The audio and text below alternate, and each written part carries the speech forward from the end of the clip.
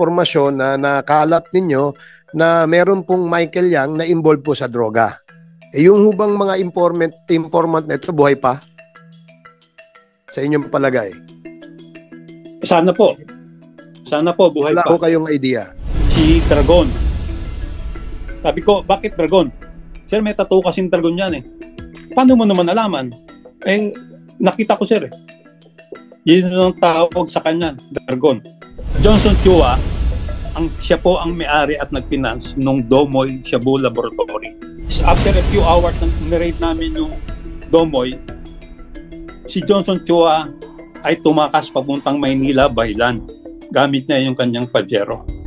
Yan ang kwento, ang report sa amin ng asset. Kayo po ba ay ever since ay operative na ng Drug Enforcement Group ng PNP? Nagsimula po ako nung sa EDSOT 2003. Yung creation ng start po ng creation ng EDSOT, nandun na po ako. At naging executive officer ako ng EDSOT hanggang 2011 o 12. Pero kahit po wala na ako sa EDSOT, Sandras, ay tumutulong sa anti-illegal drug operation ng PNP. At patuloy din pong kinakausap ng counterpart kung meron silang mga impormasyon o meron silang itatanong. Hindi po naputol ang aking tulong sa o gawa ng aking tungkulin, lalo na sa kampanya sa illegal drugs. Okay. Sabi niyo po sa inyong kwento na since 2016, naririnig niyo na yung pangalang Michael Yang. Tama po ba yan? Opo. First time ko po narinig ang pangalang Michael Yang noong April 2016. So, 2016 of April, meron na ho kayong impormasyon tungkol sa alleged involvement sa drugs nitong Mr. Michael Yang na ito? Opo. Paano po nyo nakuha yung impormasyon? Paano nyo po na-gather? Binalidate nyo ho ba yung impormasyon? Opo. Nung tanggap ko po yung report ng April 2016 election, nagsimula na po ako mag-validate, magtanong-tanong, kumuha ng impormasyon. At ang sabi kasi nung asset is kasama siya doon sa operation ng Domoy noong 2004. Okay. So, sinek namin yung record namin together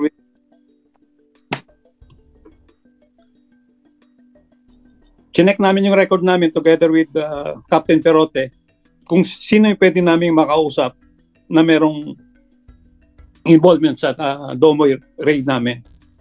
At medyo natagalan lang po kaming makakuha ng tao na makakausap. Pero nung August 2017, nakakuha po si Lito ng tao. At yun po ay kinausap namin nung August 10 to 12 sa Davao City. Okay. So, yung sinasabi niyong nakausap na tao ni Captain Perote, yan ho yung sinasabi niyong confidential asset. Opo. So, pag sinabi ho bang asset, for the benefit of those who are not privy dun sa asset na term, yung asset ho ba informer? Opo, informant. Okay, sige po. Confidential informant po. Sige, so siya yung confidential asset na sinasabi niyo? Opo. Siya po ang nag-confirm doon sa unang information ng informant. So sa kanya ho nang galing yung impormasyon na nakalat ninyo na meron pong Michael Yang na involved po sa droga. Ang una pong nagsabi sa akin noon is yung nung April 2016, yung informant number 1, para po malinaw. Informant number 1, sinabi lang si Michael Yang involved sa Davao at laging kasama ni Presidente noong 2016 campaign. Nung August 10 to 12, informant number 2, kinonfirm niya na si Michael Yang ay kasama sa operation sa Davao Lab. At siya rin ang nagsabi na merong itong tattoo sa likod ng dragon. Mhm. Yung hubang mga informant na ito, buhay pa? Sa inyong palagay? Sana po. Sana po, buhay Wala pa. ko kayong idea. Kaya lang po, simula po nung magtaga ako dahil sa pananakot ni Duterte, wala na po akong nakausap dito sa Pilipinas. Yun hubang confidential asset number 1 na nagbigay sa inyo ng information about Michael Yang, parehas rin ho ba ng impormasyon na nakuha nyo kay informant number 2? Ano ho bang pangalan nito, if you are at liberty to disclose this? Kahit alias lang ho. Alam niyo ho, mahirap pong i-disclose yung identity ng informant at baka po mawala na po ng tiwala yung mga gustong tumulong sa ating sibilyan. Naintindihan Pero ko po yun.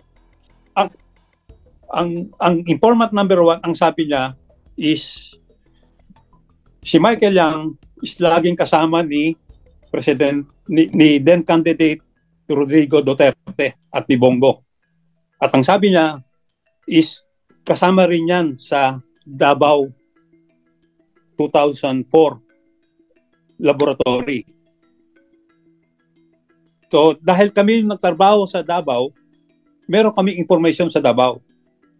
So nireview namin yung aming records, tinignan namin kung sino yung pwedeng makausap doon. At nga nung August, may nakausap si Captain Perote. Kaya nagpunta kami ng Davao ni Captain Perote para kausapin yung informant number 2. Okay. Ang sinabi naman ng informant number 2 is in-identify niya si Michael Yang. Pero hindi niya sinabing pangalan na Michael Yang. Ang sabi niya, itinuro niya dun sa Rogue Gallery, Sir, si Dragon. Sabi ko, bakit Dragon?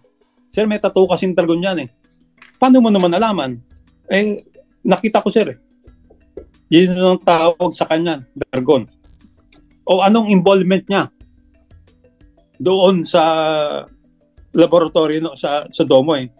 Sir, siya yung tumanggap ng 2 container van at siyang nag-ayos. Yung iba, dinala sa Domo, yung iba, dinala sa Cagayan de Oro.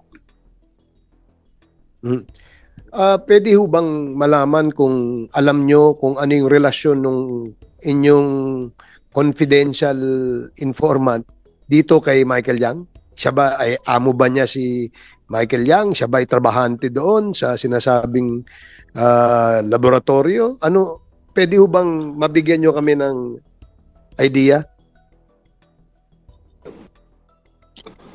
Pwede ko pong sabihin, pero sana po is sa sekreto po. At kasi kung ikwento ko po sa inyo kung ano yung relasyon, malalaman, baka mabuko po yung asset, kawawa naman. Sige, siguro mangangailangan tayo ng isang confidential executive meeting siguro soon, no? Hindi pa ngayon. Kami, kumukuha lang ho kami ng mga information para ho mabuo sa aming isipan yung aming iniimbestigahan dito. Gagaya ng nabanggit ko kanina na maaaring may kinalaman yung mga kumpanya na kung saan ang pangalan ng mga may-ari ay Mr. Michael Yang doon sa kumpanya na nagmamay-ari ng warehouse sa Mexico, Pampanga na meron pong shabu. So gusto lang naming malaman, no? Kagaya nung nabanggit nyo kasi kanina, sinabi nyo na si yung Michael Yang na yan, may tattoo sa likod at ang pangalan niya ay Dragon according to your asset. And it appears na dahil alam niya, nakikita niya siguro na kubad, he must probably be an insider. And siguro, that's the way it operates, di ba? Alam naman po natin yun. So since you're not at liberty to disclose kung sino yung mga pangalan na yun, siguro na lang ho, ano yung relasyon naman nung nabanggit nyo kanina na Mr. Chua, ano yun? Yung Johnson Chua at saka Johnson yung Chua Mike. po.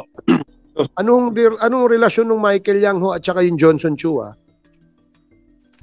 Si Johnson Chua, siya po ang may-ari at nag-finance nung Domoy Shabu Laboratory. Paano nyo po nalaman na siya ang nag-finance? Meron ho ba kayong paper trail? Meron ho ba kayong ebidensya dyan?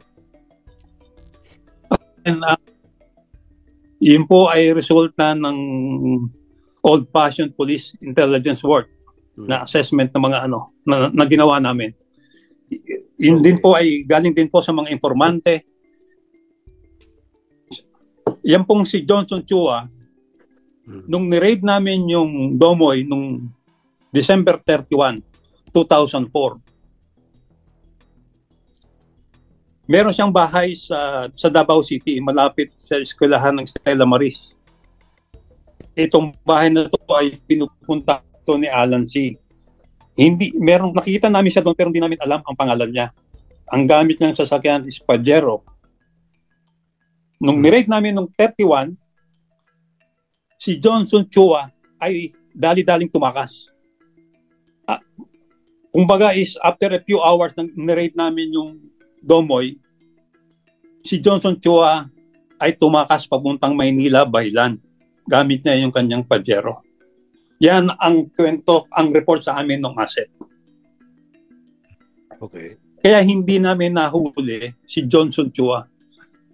At tapos, na-identify namin si Johnson Chua dahil yung warehouse sa Cagayan de Oro, siya ang nakalistang lessor.